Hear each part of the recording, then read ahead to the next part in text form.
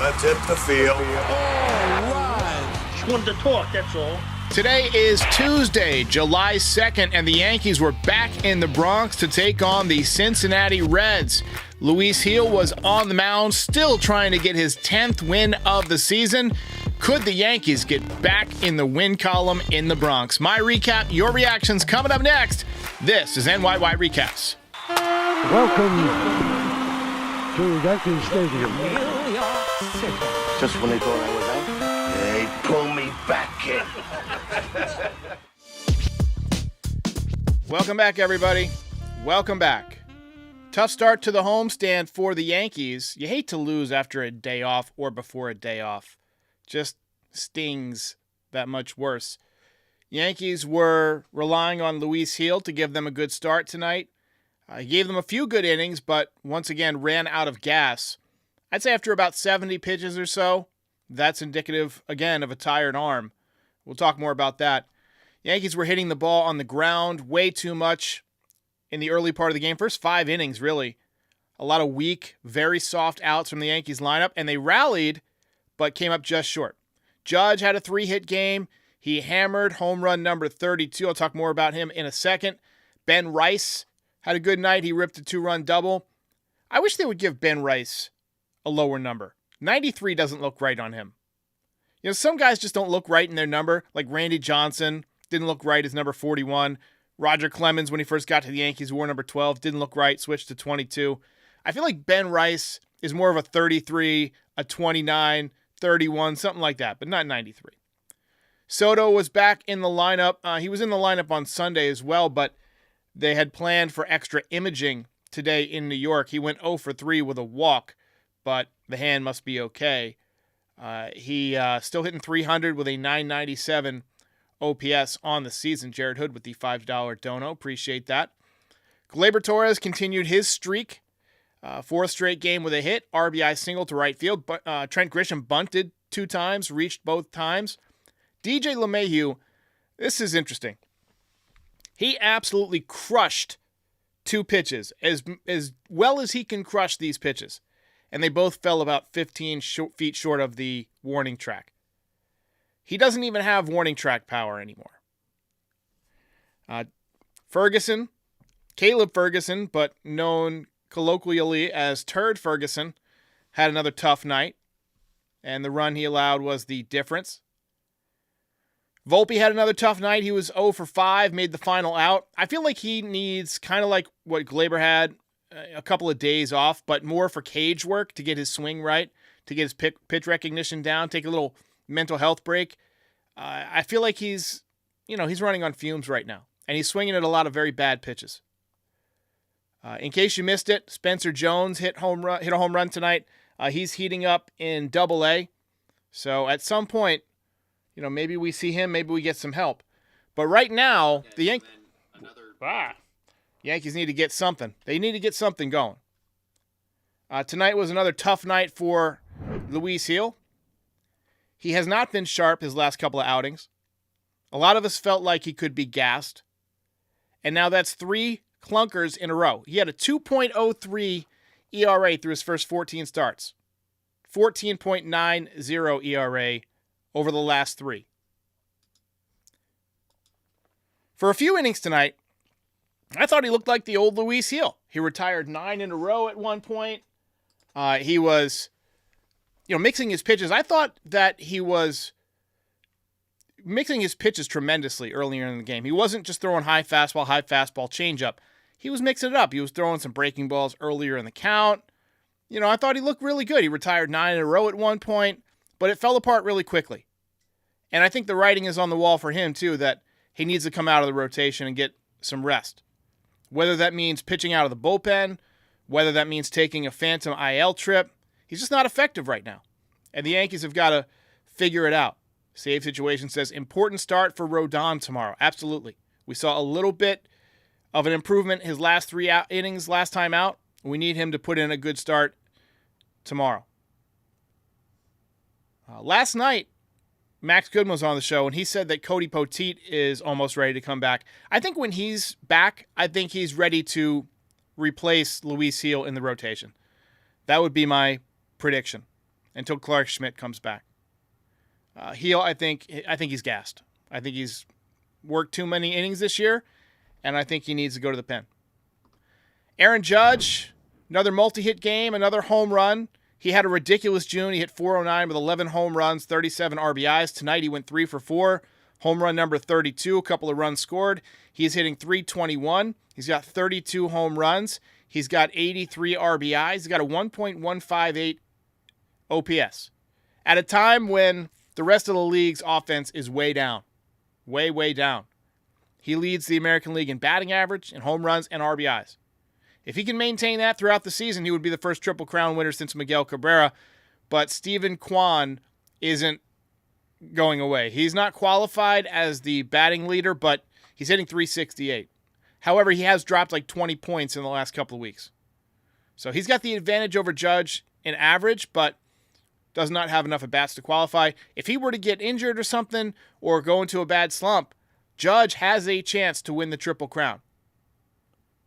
Before Cabrera, it hadn't been done since Carl Yastrzemski in 1967. Only 2 Yankees have ever done it. Lou Gehrig in 34 and Mickey Mantle in 56. My dad said the other day that he never thought he would see a player better than Mickey Mantle, but Aaron Judge just might be. And believe me, that's high praise coming from a lifelong Mickey Mantle fan. So 62 home runs was fun, and as fun as it would be to see that again, I want to see him win the Triple Crown. I want to see him chase down Steven Kwan. Couple of quick podcast announcements. Tonight we are kicking off Mission 50K. We're going to do some massive, massive giveaways when we get to 50,000. Going to give away a pinstripe Yankees jersey of your choice, 4 Yankees tickets. We're also going to give away some hats, some hoodies, and in general, I'm just going to give you guys a bunch of good stuff. But you've got to be subscribed to be eligible, so hit that subscribe button. Also, the more we grow, the more stuff we're able to add. We're bringing on Aiden Bechamp from Fireside Yankees. He's going to be doing his own show on this channel based around analytics. It's going to be on Saturdays. It's going to begin on July 20th, so stay tuned for that. Should be a lot of fun. Those guys are really smart over there, and Aiden, he's very sharp when it comes to the analytical stuff. So I'm interested to see what he comes up with. All right, let's get to the recap. All right, let's go. Let's get it going. Robert Ryan says, outside of Judge, everyone is struggling. And Judge just, it seems like he doesn't go into slumps since April. You know, he got off to that tough start, but he's just been remarkably consistent. So Luis Gil was the story that I was looking forward to tonight. He walked the leadoff hitter. You got the feeling it might be one of those nights, but then he came back, got a couple of strikeouts, got Ellie on a nasty changeup to get out of the inning.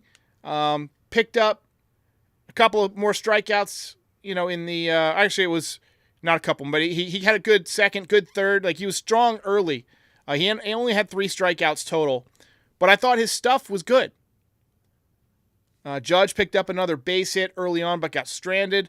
Bottom 2, Ben Rice hit a routine ground ball to shortstop, but he busted his tail down the line. Throw was high, and he was able to reach base, and that is why you got to bust it down the line every time. Love to see the hustle from the kid. Beautiful bunt single from Trent Grisham against the shifted infield. He bunted a couple of times tonight. Easy second and third innings for Luis Gil, but he ran into trouble in the 4th. Ellie De La Cruz, triples machine, ripped one into the right field corner. 6th triple of the season already for him. And then he came in to score on a ground out. Reds got 4 more in the 5th inning. 2-run home run by Benson, 2-run home run by De La Cruz, and just like that, it was 5-0. And Luis Gil was done after 4 innings. Final line, 2 hits, 4 runs, 3 walks, and 3 strikeouts. Tough day. It stinks. And like I said during the early part of the show, I think he needs to come out of the rotation for at least a couple of weeks, if not more.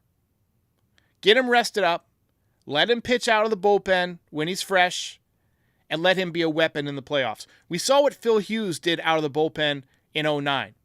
I think the same thing could happen with Luis Gil. We need it, and I think he would be better served there, but we got to rest him first. You can't just put him right out there right now. I think he needs a couple of weeks to regenerate that arm.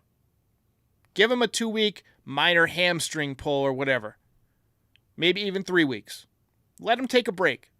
You know, keep working out.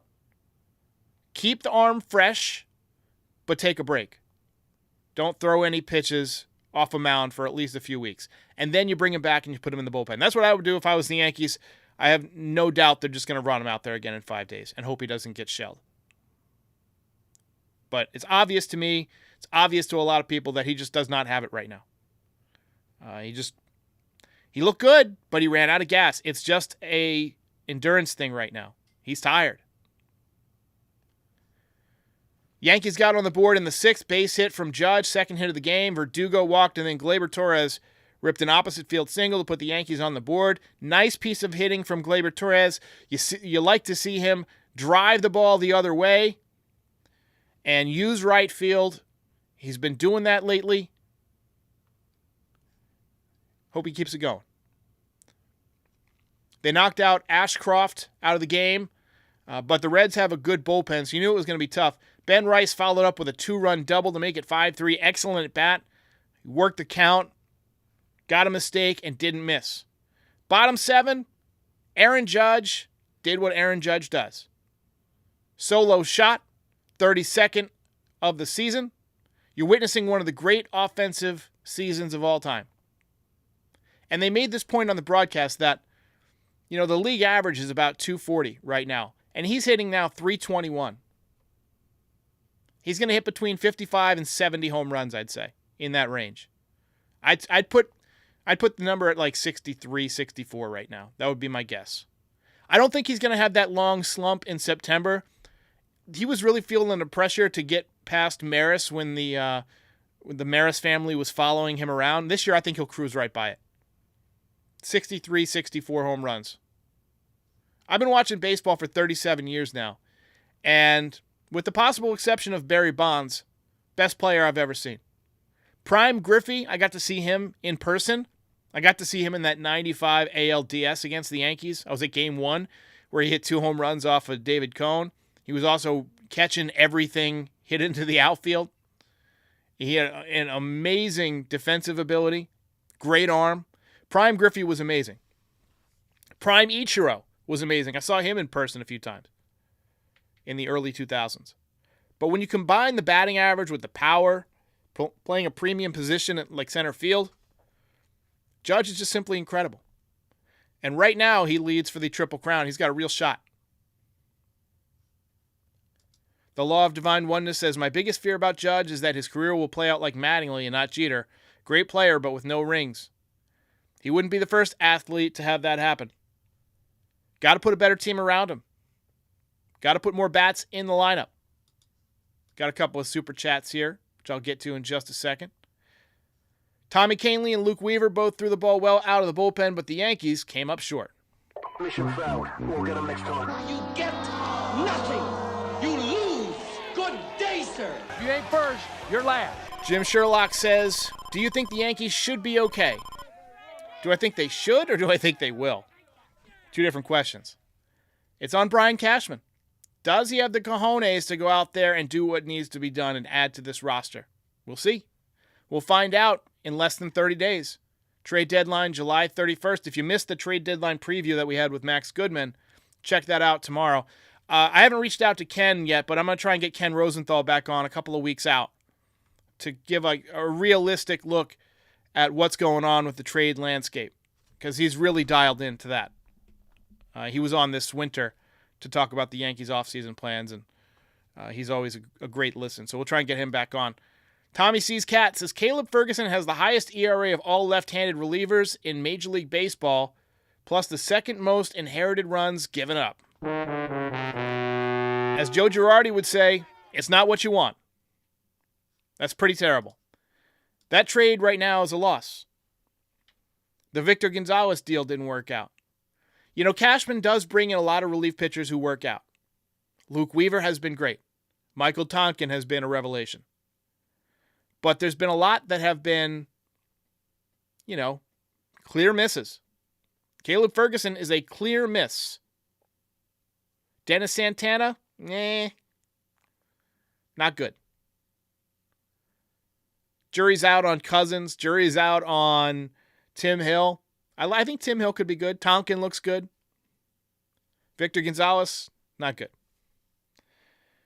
So they need to find a lefty. Maybe it's Nestor Cortez eventually. Who knows? You know, he's been solid, but, you know, as you go to the playoffs, if you're not going to use him as a starter, you can put him in the pen. You know, you got to figure out who your playoff starters are. Who gives you the best chance against the Orioles? A lot of people talking about Tim Anderson in the chat. Tim Anderson is horrible. He just got DFA'd by the Marlins. Do you know why he got DFA'd by the Marlins? Because he's horrible. Do you know another reason he got DFA'd? Because nobody would trade for him. Why? Because he's horrible. Brett Deutsch says, stop forcing DJ every day. Waldo rotting on the bench. DJ looks terrible. If you missed this part of my intro, I know a lot of people joined after this, but he hit 2 balls tonight that I think he got all of. Like, he hit them as well as he can hit them. One to center field, one to left center. And they both got caught about 10 or 15 feet short of the warning track. There's warning track power, and then there's whatever the hell that is.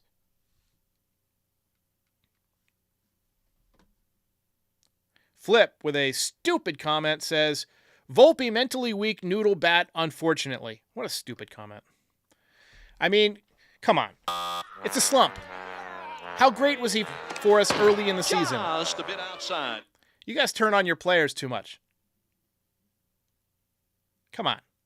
Cut the kid some slack. Everybody is entitled to a slump. Not everybody's Judge. He is struggling a little bit. 257, 695. How did that make him mentally weak? God, that's an awful take. He's having some bad swings right now. He's gotten out of what he was doing early on this year, which was controlling the zone, taking a level hack, and hitting the ball to right field. It looks like he's trying to pull outside sliders. But everyone goes through that from time to time. Everybody. Major League veterans for 10 years go through that. We see Stanton go through it. We've seen Judge go through it. We've seen, obviously, Torres go through it for most of the season. Cut the kid some slack. I think he'll be fine. I think he needs a couple of days off. I really do. In the cage. I think it's a mechanical thing. You know, I think he might be not picking the ball up great right now, and so he's getting fooled on those sliders. And he also seems to have gotten a little bit pull happy. He also hit a line drive hard tonight to lead off the game.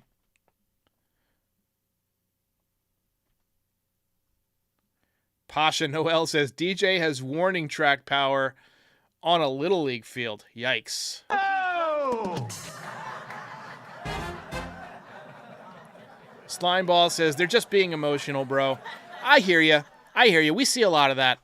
I'm here. One of the reasons I'm here is to try and give you guys, one is an outlet for sure, but part of the reason we have this community is to push back on the really dumb reactionary takes. You know?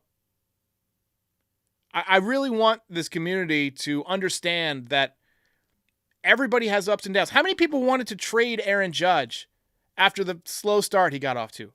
There was at least 2 or 3 of them that called in. And, you know, one thing you have to remember on the internet is that not all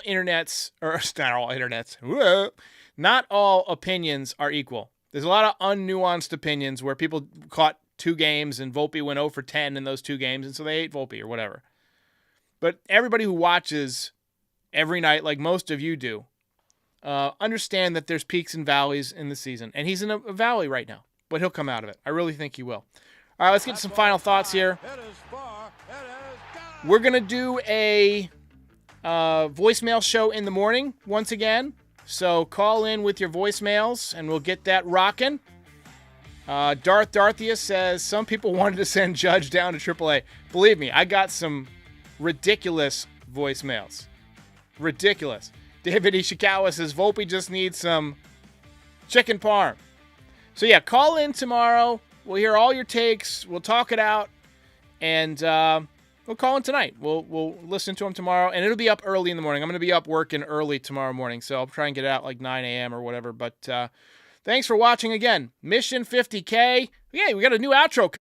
Hey everybody, we are on a mission for 50,000 subscribers on this channel by the end of the season. When we get there, we're going to give away some cool prizes. We're going to give away an official Yankees pinstripe jersey of your choice, 4 tickets to a Yankees game, plus some NYY Recaps merch. It takes 1 click and it's free. So if you watch every video, Double check that you are subscribed. If you love the podcast, subscribe. Heck, even if you hate the podcast, hate me, hate the Yankees, hate my cat, who cares? Subscribe anyway so somebody can win these prizes. And we'll see you next time.